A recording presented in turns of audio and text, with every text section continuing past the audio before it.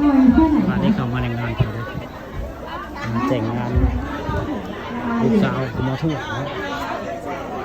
นี่ชื่อว่าลูกสาวมาทั่วลูกสาวมาทั่วชื่อว่าออยเนาะ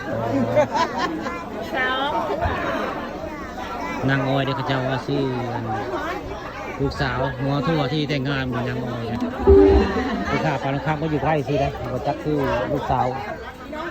เสียทั่วไปได้ครับดึกเชิญมาในงานเนาะเชิญมาจะเจ้าอยู่แต่บ่จัก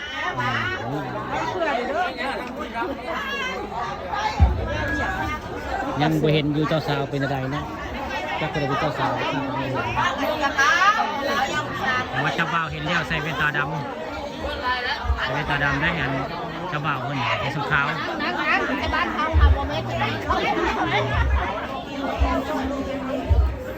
งานแต่ง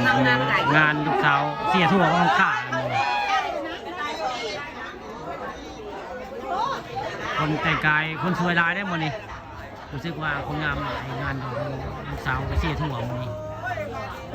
ข้าปานคำพาสูงได้มาโอกาสในงานเพื่อนได้ถึงเชิญมาคือกันได้เป็นเหตุตัวจริงเนาะเสียทั่วคนนี้เห็นข่าไว้ไงมาต้องทำมาทุกคนขับข่าข่าก็เป็นเคยบ้านพกษาคือว่าขับข่าด้วยนะไอ้หมอจ่าในงานดองคนใดงานดองกันทั่วหรือว่าเสียทั่วขับข่านั่นแหละเจ้าบ้าเพื่อนใช้เว้นตาดำเนี่ยยังไม่ได้ทอดตัดเว้นตาเลยเพื่อนกำลังกันผ่านดูเงินประตูทองไปผ่านประตูเงินประตูทองนางเจ้าสาวชื่อนางอ้อยชื่อคนเจ้าสาว